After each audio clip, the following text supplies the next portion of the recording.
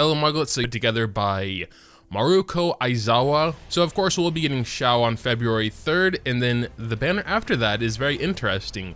We're gonna be getting a Kaching banner. This is something I never expected to happen, honestly, with any of the starting units, the ones that were here from the beginning, you know, Diluc, Kaching, Chi-Chi, etc, etc. I didn't think they'd get their own special banners, but here we are. I'll probably be pulling for Xiao. This might be the first time I actually whale. I don't know yet, but perhaps. As for Kaching, I think she's fine at C1, so that's where I'm probably gonna leave her. There are also codes for Primo Gems. I'm not sure if they've expired yet, but feel free to try them if you haven't yet. Then we also have the Stand By Me event where you can basically just choose one of these 6 characters. I'm probably gonna go Ningguang just because I don't have her yet. Make sure to tell me what you are going to choose from this event in the comments down below. Leyline Overflow basically means twice as many rewards from Leylines, I think up to 3 times per day during the duration. I'm really looking forward to that as well. More Mora, more XP books, really cool. There was also a Xiao showcase, just showing his basic sort of gameplay here. Looks really, really cool, especially when he goes into ult mode here. Just looks so crazy. Where's all the plunge attacks? Ah, there. And there are the plunge attacks, yeah. Here you can also see the event preview. May Fortune Find You will give us 10 Intertwined Fates, which is very pog. Night Sky Grace, you know, we have Primo Gems, Fragile Resin, Talent Level Up Material for rewards there. We already talked about the Stand By Me event where we can choose one of these 6 characters. 5 Flushes of Fortune, you're going around with a camera snapping pictures of certain objects, and we'll get rewards for that as well. Vishaps and where to find them. This is going to be a new enemy, which we're going to talk a little bit more about later. And then we have the Lantern Right event, which we're going to get into a little bit later as well. Here they say we're going to be getting more than 1,600 Primo Gems by participating in the various events throughout 1.3, which at first sounded like, holy hell, that's a whole tin pull. But then they got to the part where it's like literally every single event in all of 1.3, which, don't get me wrong, is still, for Genshin standards, a lot of Primo Gems, but yeah, I was thinking they were talking about a specific event, and that would have been crazy. Still, you know, decent chunk of Primo Gems, but yeah. As far as the Lantern Right event goes, they are a little bit vague, but basically, as they say here, we'll need to complete requests from Lantern Right Tales to raise the Festive Fever level, which will unlock things here.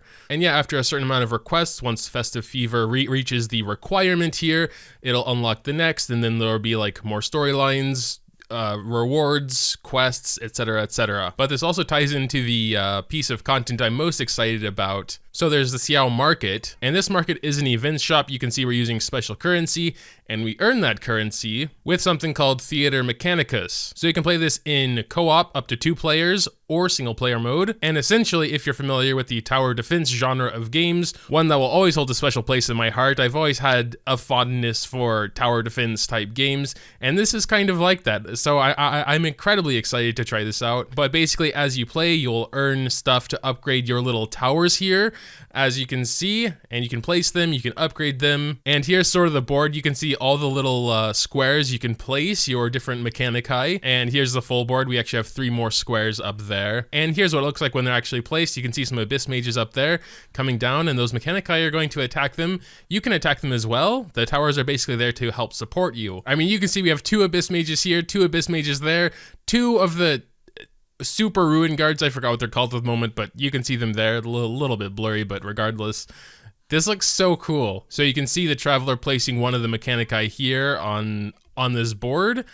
It costs some stuff, as it typically does in tower defense games. And here's when the game actually starts. You can see we can attack the monsters while the towers are defending as well.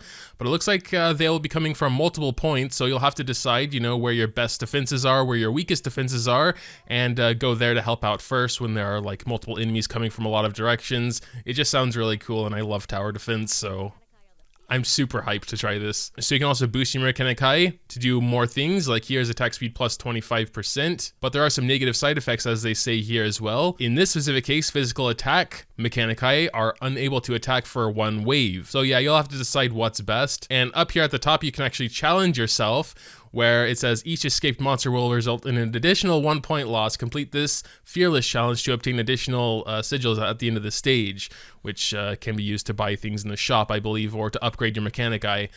I think it's actually to buy things, but regardless. That also sounds really cool. So a sort of select your own difficulty kind of thing, sort of like this past cube event, which I did actually enjoy quite a bit. So winning here gives you currency called Peace Talismans, and this is what you're going to be spending in the Xiao market. And yeah, here's more about the picture taking event. It's pretty much as I said. You take pictures of certain objects that G-Tong gives you every day. Sort of give me a picture of this, and yeah, you get some rewards for that. So the rewards are pretty interesting. We'll be getting a random photo with a random color on it, and if we get 5 photos with the same color, we can exchange the set for a fortune trove. And inside that trove, we'll get Primo Gems and other random material rewards, they say. Here's an example of that: 60 Primo Gems, 12 Heroes Wit. Travelers will be able to exchange it for up to 8 fortune troves. That's actually a lot of stuff. Oh, this is actually something I missed during the live stream. We'll be able to exchange the photos with our friends. So if we have too much of one color or just need one more for a full set, and the other person, you know, has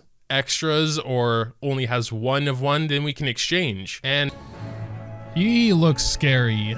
Like, what the hell? I already hated the small ones so much. I'm looking forward to fighting him though, to be honest. But yeah, that doesn't look scary. Welcome back, everyone. And yeah, this enemy will tie into another event as well, where we're going around, you know, hunting these big new monsters. And yeah, it's basically an expedition reward. You can see the little map here. We have some S ranks, some A ranks, and basically you're going to be sending out your characters. You can also take a friend's character. The more characters you have, the more chance for bonus rewards.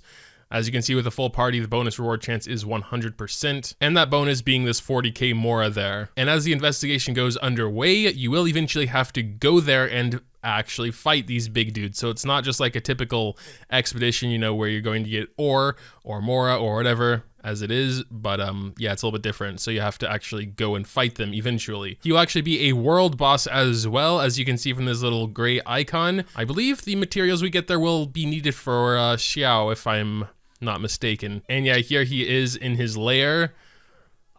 I'm actually really looking forward to fighting these guys. We also have a Bestiary, although it's just called Living Beings, where we can basically just look at all the enemies we've fought. Another little thing for our profile is we can set up to 8 characters to show off, and we can either hide their character details or we can tick them on so that maybe people can just go to my profile and look at my builds instead of asking me 700 times on stream. And another really interesting thing is apparently we can exchange gemstones for different colored gemstones, as you can see here, which will be very handy because like the weekly bosses can drop these as well, and maybe, you know, you're not really planning on raising any Geodudes at the moment. But regardless, you do need a new material as well. But it looks like it's on a 1-to-1 ratio, so 1 gemstone for 1 gemstone, and that's the most important thing there. There's also going to be a new gadget called the Parametric Transformer, which they didn't go into too many details on, probably on purpose, but it looks really interesting as well. So you can just set that there and then transmute these materials you see here into something, but they say they'll leave that to us to discover once 1.3 drops. So that'll be interesting. Oh yeah, and the Leyline Overflow event, double rewards from Leylines, that's really cool as well, 3 times a day. And finally, we have a little new piece of music here. I'm gonna turn the volume up a bit. Ooh, that's a banger.